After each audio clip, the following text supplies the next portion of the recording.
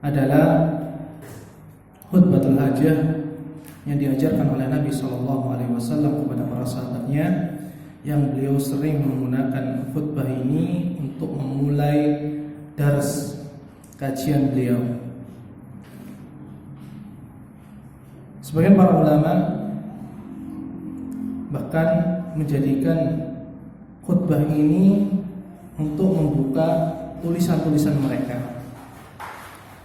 karena makna yang dikandungnya sangat agung, mulai dari manhaj dalam berakidah, dalam beragama, dalam beribadah, dalam bermuamalah, semuanya masuk ke dalam khutbatul hajah.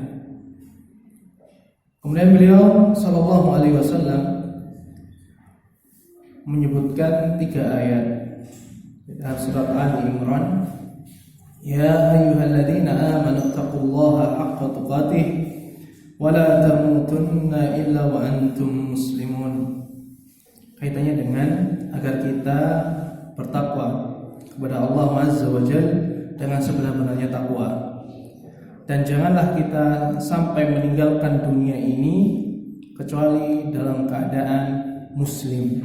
Jadi pengertian Islam, al-istislamu lillahi bitauhidi, yakni menyerahkan diri kita kepada Allah Subhanahu wa taala dalam mentauhidkannya, wal inqiyadu lahu bita'atih, tunduk kepada Allah dengan mentaati perintahnya dan menjauhi larangannya, wal bara'atu minasyirki wa ahli, dan berlepas diri dari kesyirikan dan para pelakunya. Kemudian Rasulullah SAW membaca ayat surat An-Nisa ayat yang pertama, ya ayuhan nasu taqu rabbakum alladzi khalaqakum min nafsin wahidah wa khalaqa minha zawjaha wa bassa minhuma rijalan katsiran wa nisaa wattaqullaha alladzi tasaaluna bihi wal arham innallaha kana 'alaikum raqiba. Ini ayat yang lebih umum. Allah Subhanahu wa taala mengajak berbicara semua manusia. Kalau tadi ya ayyuhalladzina amanu, hanya orang yang beriman. Di sini Allah Subhanahu wa taala mengajak semua hambanya dari kalangan manusia untuk bertakwa kepada Allah yang telah menciptakan. Dan pembahasan ini sudah disinggung oleh Ustaz Ari di kesempatan yang kemarin. Kemudian yang dengannya kita bertawassul, ya, di dalam saling meminta. Kemudian Allah Subhanahu wa taala menyebutkan tentang fadilah yang Allah miliki. Maksudnya Allah itu ya, Maha Kuasa untuk menjaga, Maha Kuasa untuk mengawasi. Sedangkan pengawasan terhadap hamba yang sangat banyak bagi Allah Subhanahu wa taala itu perkara yang mudah. Tapi Allah sebutkan agar seorang hamba bertambah imannya, dibandingkan dengan pengawasan melalui CCTV terbatas. Pengawasan seorang ayah, ibu kepada anaknya sangat terbatas, tidak mungkin 24 jam. Ini adalah nilai-nilai keimanan. Biasanya ditutupnya sebuah ayat itu dengan nilai-nilai keimanan semisalnya. Kemudian ditutup ayat yang ketiga yang dibaca oleh Nabi SAW dalam surat Al-Ahzab ayat 70 dan 71. Ya ayyuhalladzina amanu taqullaha wa qulu qawlan sadida. Wahai orang yang beriman, bertakwalah kepada Allah dan ucapkanlah perkataan yang benar. Yuslih lakum a'malakum wa yaghfir lakum dzunubakum. Niscaya Allah akan memperbaiki amalanmu. Allah akan menolong disebabkan kita bertakwa kepada Allah dan mengucapkan ucapan yang benar meskipun itu pahit. Dan Allah memberikan bonus, yakni wa yaghfir lakum dzunubakum. Dan pemberian Allah yang tidak ternilai adalah ampunan Allah. Percuma Allah memberikan semua kenikmatan yang kita inginkan, ternyata di akhirat kelak Allah tidak mengampuni dosa kita sehingga kita jatuh ke dalam perkara yang sangat mengerikan, yakni Allah balas kejahatan kita, dosa kita, kesalahan kita dengan siksanya. Nas'alullah as-salamah wal afiyah. Wa man yuti'illaha wa rasulahu faqad faza fawzan 'azima. Dan barang siapa saja yang mentaati Allah dan Rasulnya sallallahu alaihi wasallam, sungguh dia telah menang dengan kemenangan yang agung. Sekali lagi Allah menutup ayat ini, ayat 71 ini dengan faidah keimanan, motivasi agar kita perhatian dengan apa yang kita pelajari. Karena ilmu bukan tujuan, bukan puncak, tapi amal soleh itu adalah tujuan dari ilmu itu dicari. Kemudian beliau mengatakan, ini sallallahu alaihi wasallam, amma ba'du, setelah itu, setelah khutbah hajah, setelah membaca 3 ayat itu atau 4 ayat, Rasulullah mengatakan, fa inna asdaqal hadisi kitabullah, sesungguhnya paling baiknya ucapan adalah kitabullah, Al-Quran, kalamullah. Wa khairul huda Muhammadin sallallahu alaihi wasallam, dan huda bisa dibaca hadi. Jadi sebagian riwayat menggunakan huda, di sini pakai hadi.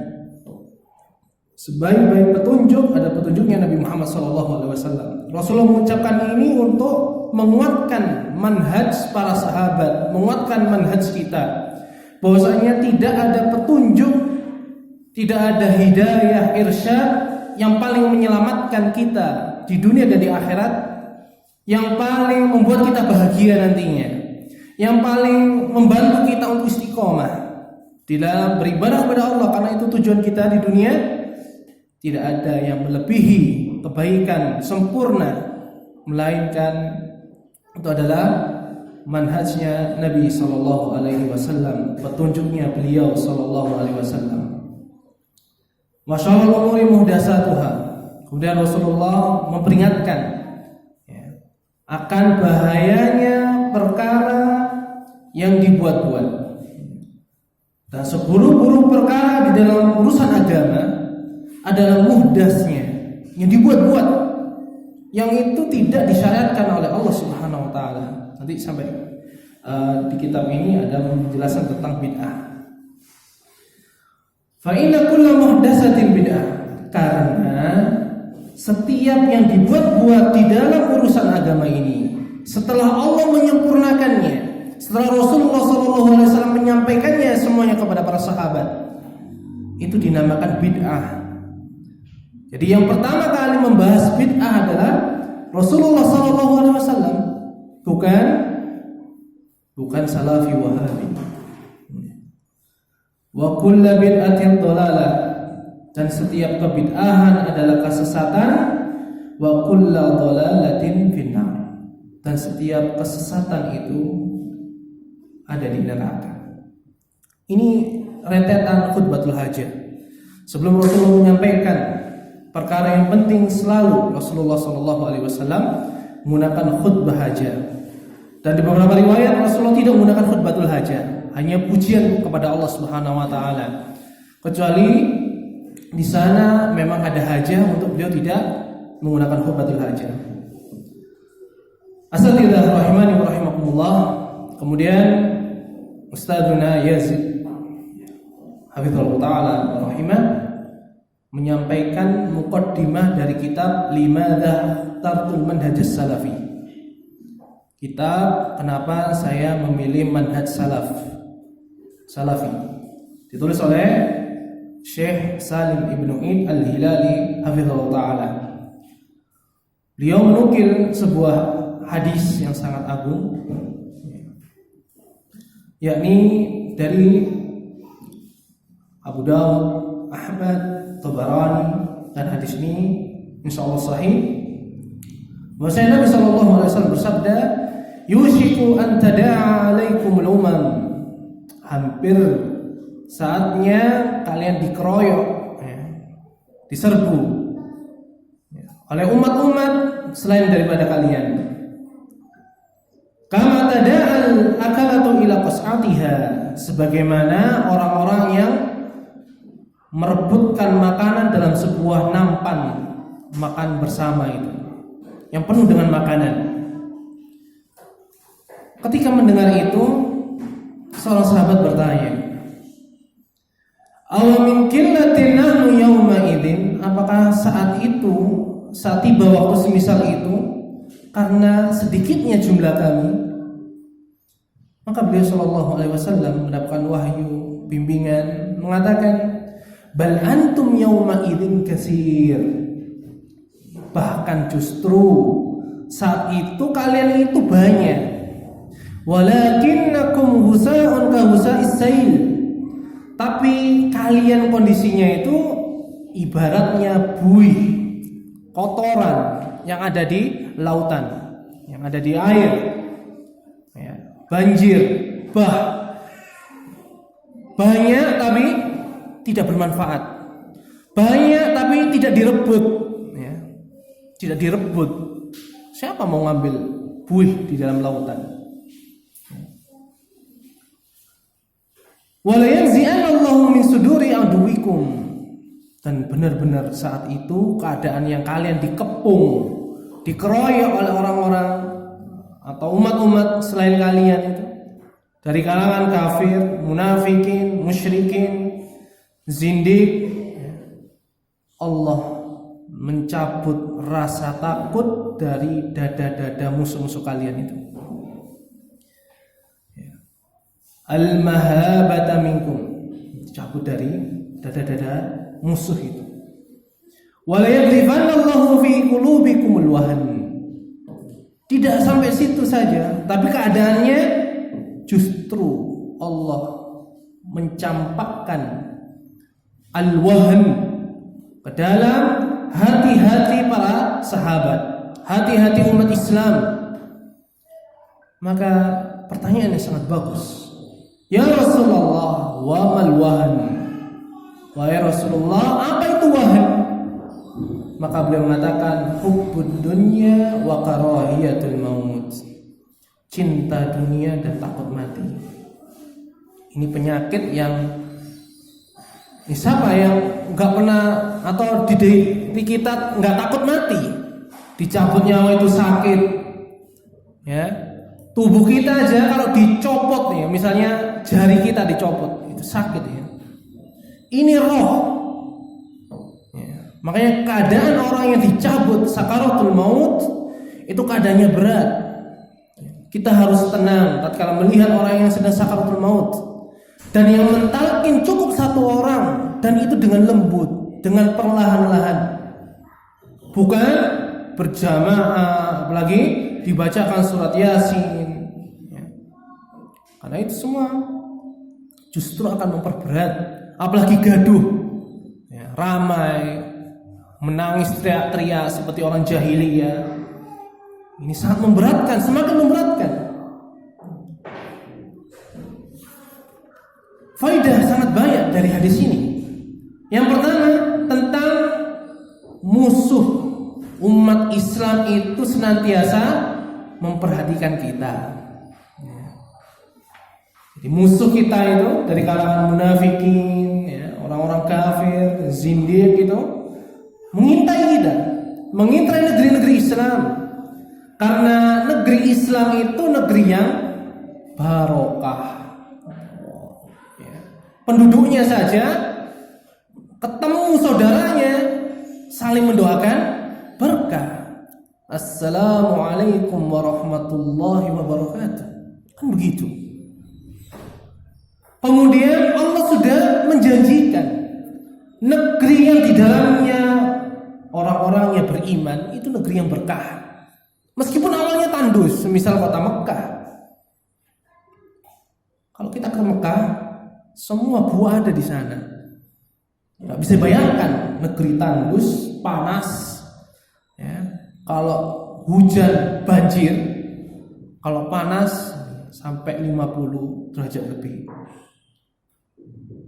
Tapi Allah berkahi negeri itu. Negeri aman. Ya. Negeri yang di dalamnya orang beribadah kepada Allah, bahkan sampai rindu kembali ke sana.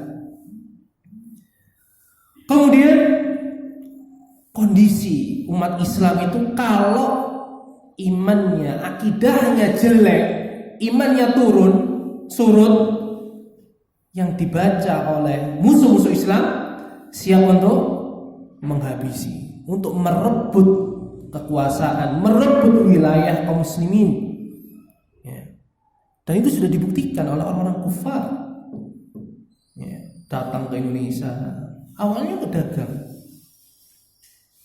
Tatkala tahu Indonesia itu seperti ini, ya, mulai monopoli, dirikan ya, VOC di sejarah, dan berakhir dengan penjajahan 350 tahun ditambah 3,5 tahun, dan itu masih lanjut setelah kita kemerdekaan. Kemudian Allah Subhanahu wa Ta'ala menggambarkan kenapa orang kafir itu kok bisa berani menyerang sedangkan jumlah kita banyak. Bukan karena senjata kita itu ya senjata kuno. Bukan karena ya keadaan kita yang miskin. Bukan, tapi karena keimanan, akidah. Sehingga ini kalau kita serang, sukses kita. Ya, sukses.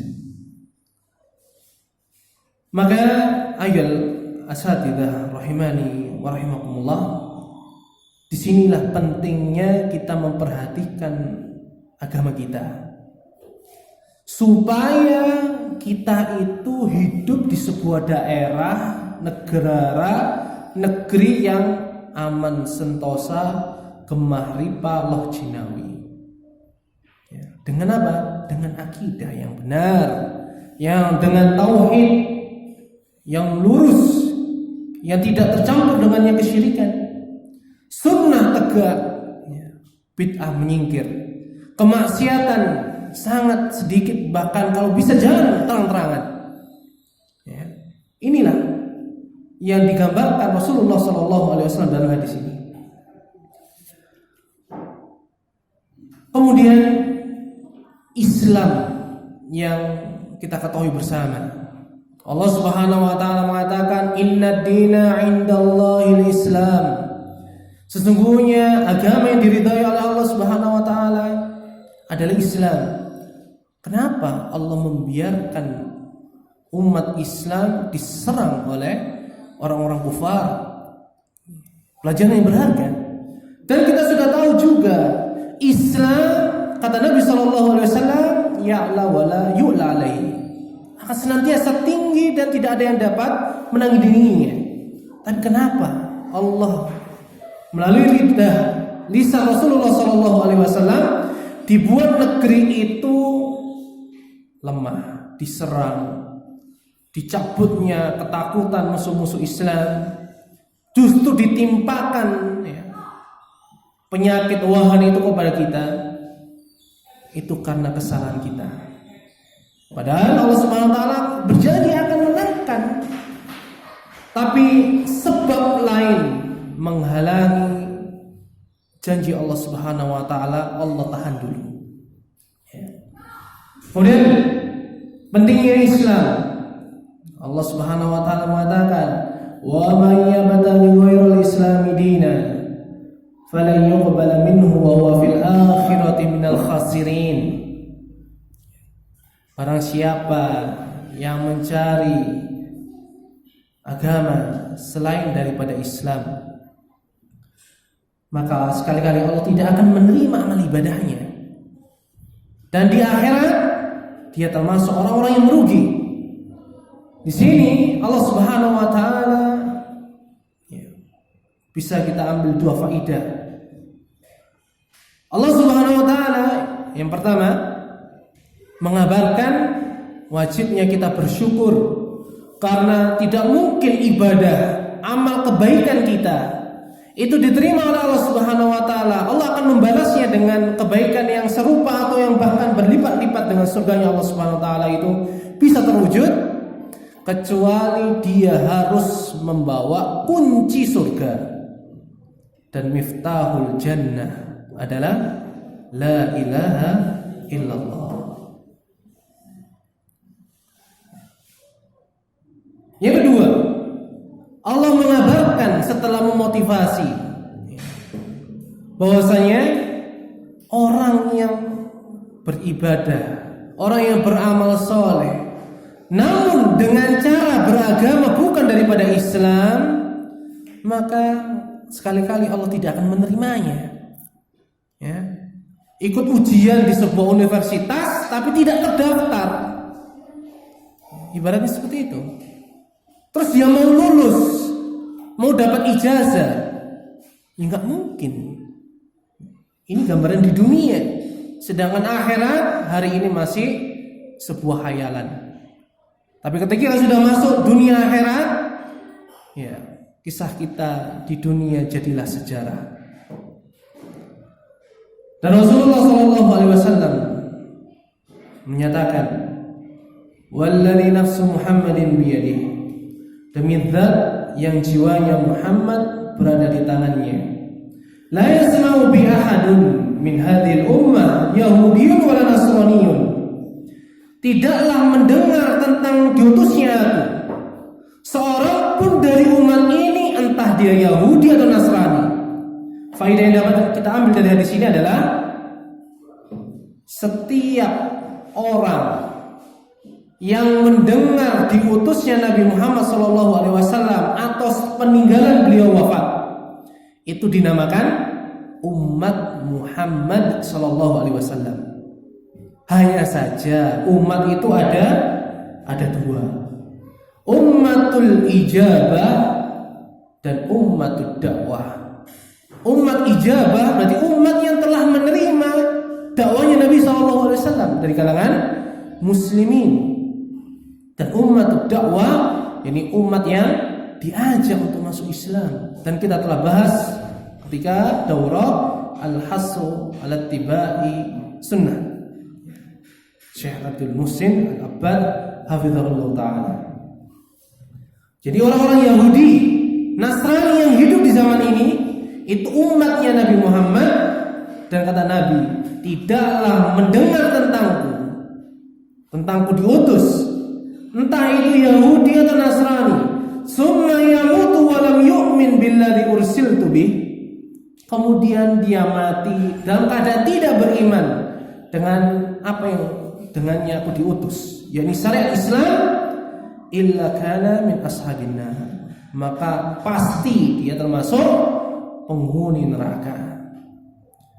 Ini hukum bagi setiap orang yang tidak memeluk agama Islam.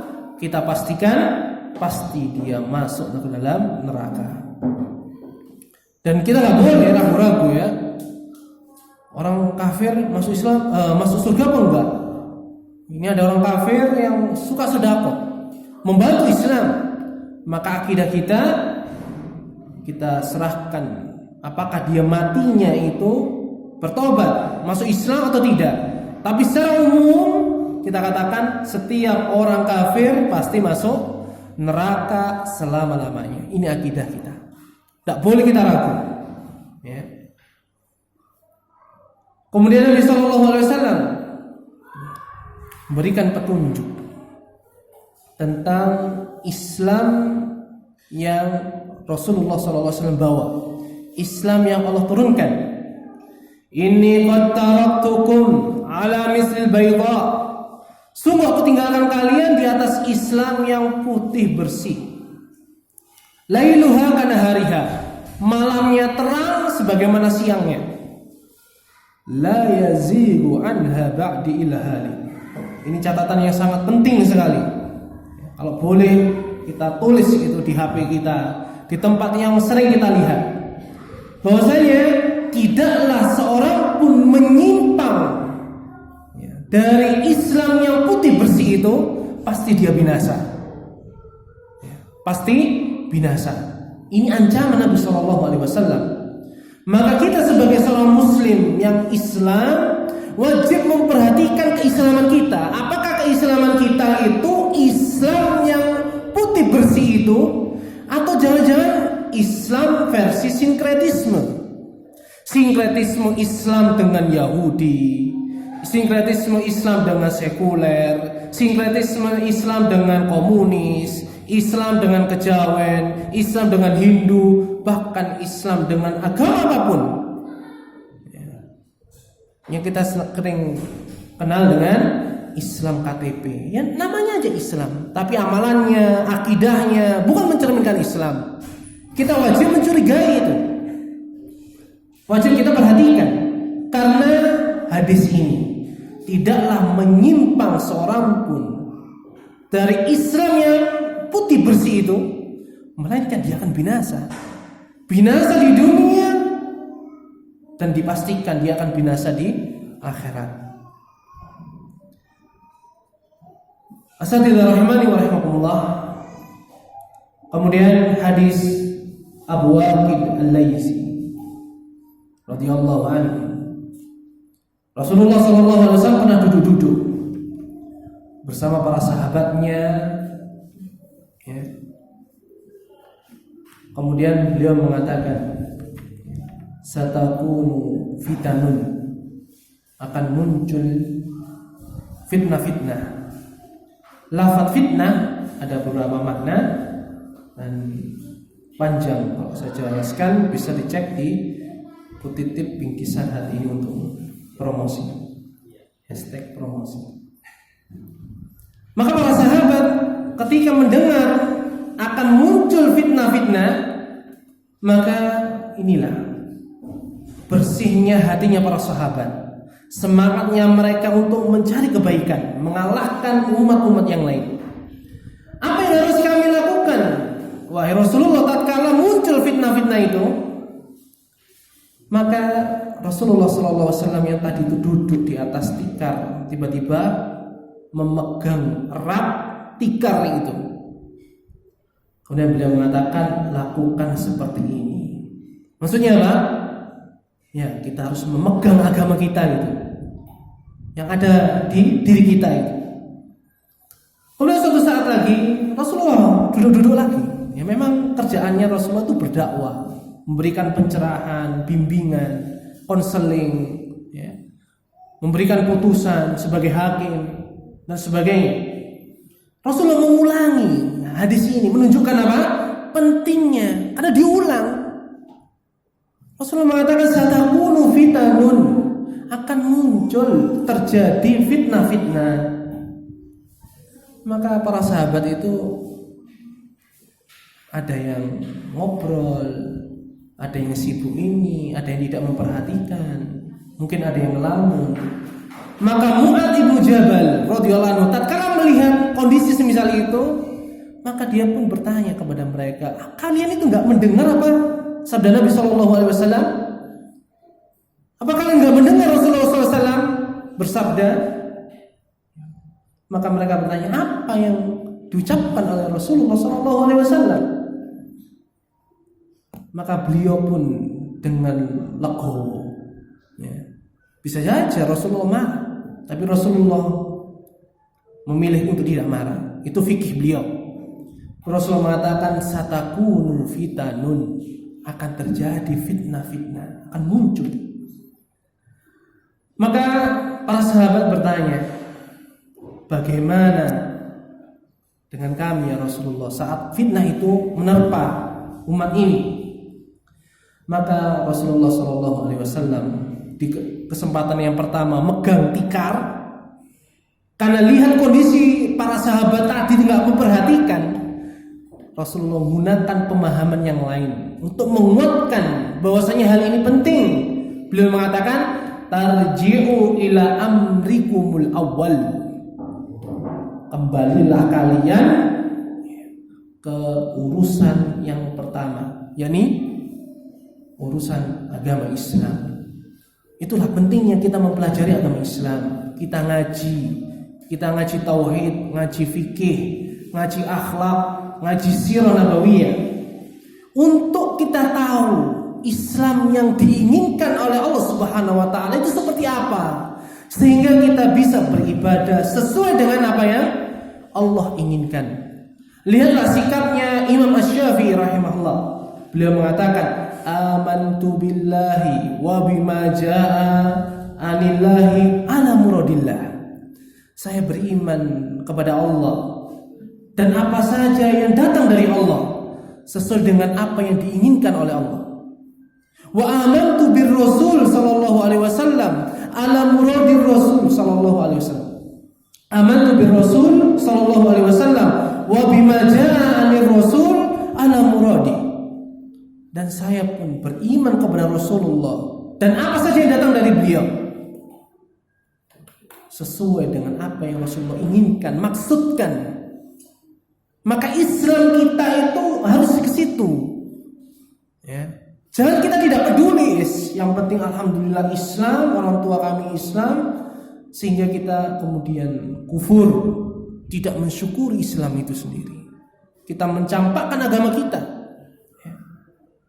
Jangan. Rasulullah justru tatkala terjadi fitnah, ya kembalikan Islamnya kalian, perkara kalian kepada Islam yang pertama, Islam yang murni, Islam yang saat Rasulullah Shallallahu Alaihi Wasallam tinggalkan kepada para sahabatnya radhiyallahu anhum ajma'in. Jadi itulah jadi standar Islam yang benar adalah Islamnya Rasulullah dan para sahabatnya radhiyallahu anhum ajma'in. Oleh karena itu kita bahas kemarin. Tatkala Allah mengatakan dalam surah Al-Baqarah awal-awal itu, aminu kama amanan nas, berimanlah kalian sebagaimana imannya manusia, yakni para sahabat. Karena nggak ada orang yang beriman saat Rasulullah diutus kecuali para sahabat. Itulah standar keimanan. Dan di ayat yang lain sangat banyak, nanti kita akan bahas insyaallah, itu dijelaskan kenapa sahabat itu jadi patokan.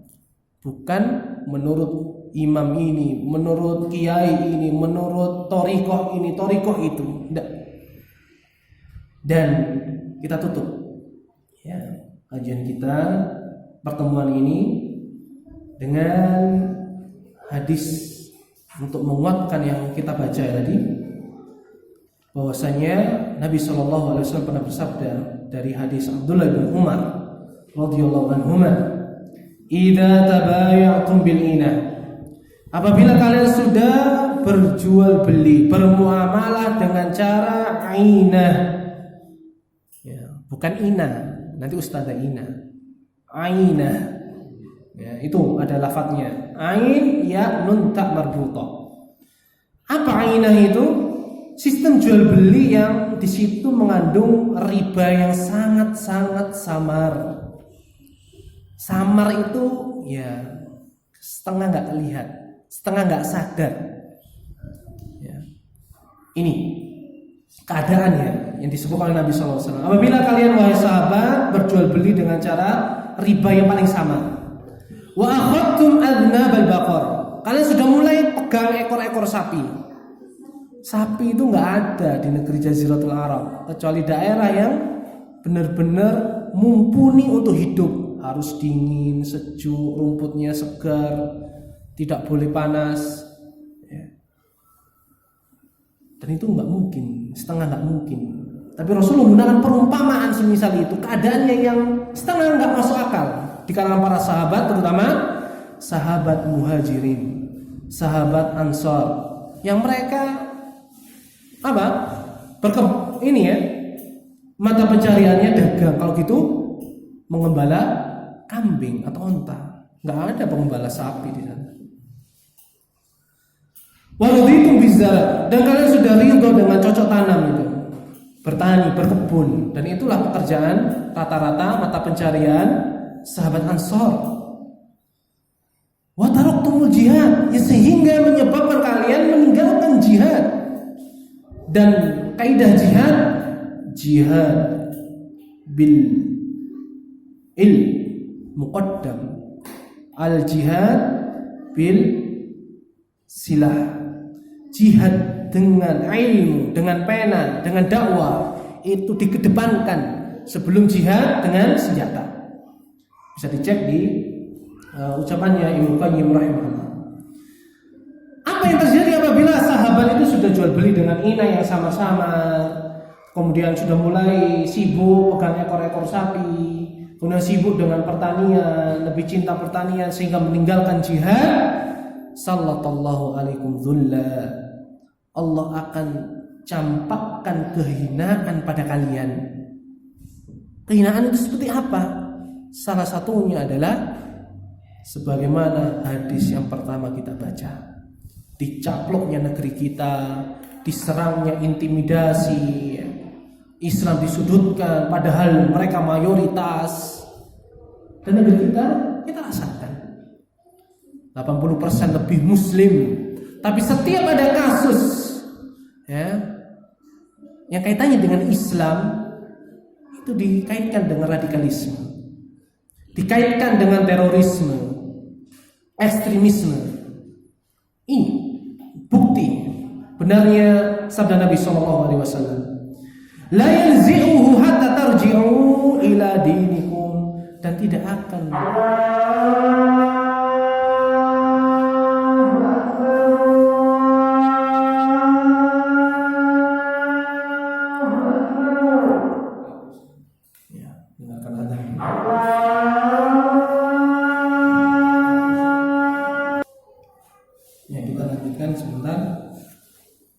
maka Allah akan campakkan kehinaan, yang kehinaan itu tidak Allah cabut dari kita hingga kita kembali kepada agama kita. Sekali lagi Rasulullah SAW memberikan solusi. Tatkala keadaan sudah seperti itu, maka jalan keluarnya, problem solvingnya adalah kita kembali lagi ke urusan agama kita yang pertama, yakni agama Islam yang dibawa oleh Rasulullah SAW, yang dipraktekkan oleh para sahabat radhiyallahu ta'ala anhum ajmain, dan itu dipersaksikan oleh Allah dan Rasulnya. Dan nanti insyaallah kita akan bahas dalil-dalil kenapa kita harus beragama Islam dengan standar, dengan standar pemahaman sahabat, sesuai dengan Islamnya Rasul dan para sahabat. Kemudian dalil-dalil dari Al-Quran, Sunnah, ucapan ulama akan hal tersebut, dan ditutup dengan kita membahas Islam model-model, sekte-sekte yang ada dalam agama Islam, yang itu muncul bukan karena Islam, tapi muncul karena syaitan dan hawa nafsu manusia. Kurang lebihnya kami mohon maaf. Semoga Allah Subhanahu wa taala meneguhkan kita, memberikan keistiqomahan dalam kita menuntut belajar tentang agama Islam yang murni ini. Kemudian kita bisa meninggalkan dunia ini dalam keadaan muslim sesuai yang Allah inginkan, dan dengan berharap ridha dan rahmat Allah Subhanahu wa taala. Kita tutup kajian kita. Insyaallah kita akan bertemu lagi di hari Kamis dengan tema fikih, ya. Kita lanjutkan al-fiqhul muyassar biidznillah wa taufiqih. Subhanakallahumma wa bihamdika asyhadu an la ilaha illa anta astaghfiruka wa atubu ilaik. Wa akhiru da'wana alhamdulillahi rabbil alamin. Wassalamu alaikum warahmatullahi